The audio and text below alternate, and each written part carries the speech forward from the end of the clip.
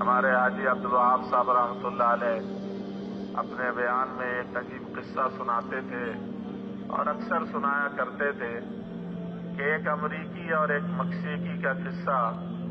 ایک مکسیکی جو ہے وہ سمندر کے کنارے ریت پر لیٹا ہوا ایک رسا دھاگا مچھلی شکار کرنے کا، جس میں آگے کانٹا ہے، کانٹے میں کوئی گوشت ہے، کچھ ہے جس سے مچھلی دیکھ کر سونگھ کر آ جاتی ہیں، کانٹے میں پھنس جاتی ہیں۔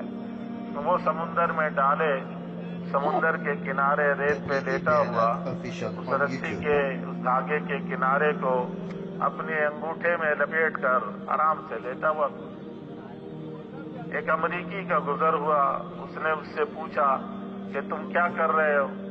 اس نے کہا تجھے نظر نہیں آ رہا میں کیا کر رہا ہوں؟ اس نے کہا کہ تم اس دھاگے کے ذریعے سے ایک مچھلی پکڑو گے، اگر تم اس کی بجائے وہ لکڑی لے لو جس کے آگے دھاگا بندھا ہوتا ہے تو 3-4 لکڑیاں تم لگا دو اور آرام سے بیٹھے رہو، تو 3-4 لکڑیوں میں 3-4 مچھلیاں آئیں گی 3-4 کانٹوں میں۔ تو اس مکسیکی نے کہا کہ اچھا پھر کیا ہوگا؟ امریکی نے کہا پھر ایسا ہوگا کہ وہ 3-4 مچھلیاں تم بیچو گے، تمہارے پاس پیسے زیادہ ہو جائیں گے، جب زیادہ پیسے ہو جائیں گے تو پھر اس نے کہا پھر کیا ہوگا؟ انہوں نے کہا پھر جب پیسے تمہارے پاس زیادہ جمع ہو جائے تو تم ایک جال خرید لینا۔ اس نے کہا اچھا پھر کیا ہوگا؟ پھر اس جال سے تم جب شکار کرو گے تو اس جال میں بہت ساری مچھلیاں آئیں گی۔ انہوں نے کہا پھر کیا ہوگا؟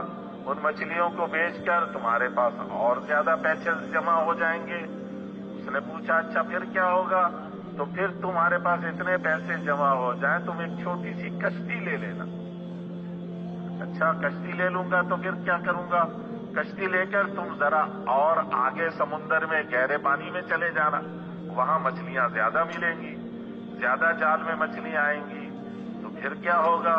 امریکی نے کہا پھر تمہارے پاس پیسے اور زیادہ جمع ہو جائیں گے تو تم ایک وہ مشینی کشتی لانچ خرید لینا اور گہرے پانی میں جانا، اور گہرے پانی میں جاؤ گے تو وہاں اور زیادہ تمہارے پاس شکار آئیں گے، زیادہ مچھلیاں ہوں گی، تو پھر تم اپنے لیے 1-2 ملازم بھی رکھ لینا، پیسے زیادہ ہو جائیں گے تو پھر اور پیسے جمع ہوں گے تو ایک چھوٹا سا اسٹیمر خرید لینا۔ پھر کیا ہوگا؟ اس نے کہا پھر اسٹیمر خرید کے تم اور گہرے سمندر میں جانا اور وہاں پہ تمہارے ساتھ عملہ بھی ہوگا، وہ سارے مل کر مچھلی پکڑیں گے، پھر تم ان مچھلیوں کو دوسرے ملکوں میں بھی بھیجنا اور تمہارے پاس پیسے زیادہ ہو جائیں گے، اور پیسے ہوں گے تو اتنے پیسے جمع ہو جائیں گے ایک بحری جہاز لے لینا، اور بحری جہاز لے کر سمندروں میں دور دور تک مچھلیاں پکڑتے رہنا، مچھلیوں کا شکار کرنا، اور مچھلیاں شکار کر کے مچھلیوں کو ملک میں باہر ملک میں ایکسپورٹ کرو گے، بھیجو گے، تو پھر کیا ہوگا؟ اس نے کہا پھر تو اپنا گھر بنانا، شادی کرنا، تیرے بچے ہوں گے۔ اس نے پوچھا مکسیکی نے پھر کیا ہوگا؟ انہوں نے کہا پھر تو آرام سے اس گھر میں رہنا۔ اس امریکی نے کہا کہ تو پھر آرام سے اس گھر میں رہنا اپنے بیوی بچوں کے بیچ میں۔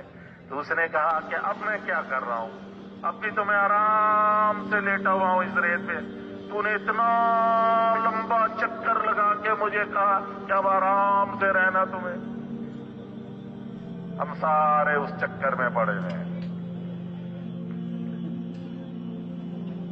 اب یہ کر لو، اب یہ کر لو، اب یہ کر لو، اب یہ کر لو، اتنی محنتیں کر لو، پھر آرام سے رہنا۔ وہ آرام سے رہنے کی نوبت نہیں آتی اور ملک الموت آ جاتے ہیں کہ چلو اب آرام سے میرے ساتھ چلو۔ میرے بھائی اور بزرگوں، ہر طرف یہ دوڑ لگی ہوئی ہے، بس دنیا کی محنت میں اپنی صلاحیت کو لگا دو، اور صلاحیت کو لگا کر یہاں کی زندگی میں خوشیاں سمیٹ لو، راحتیں لے لو، اطمینان اور چین لے لو۔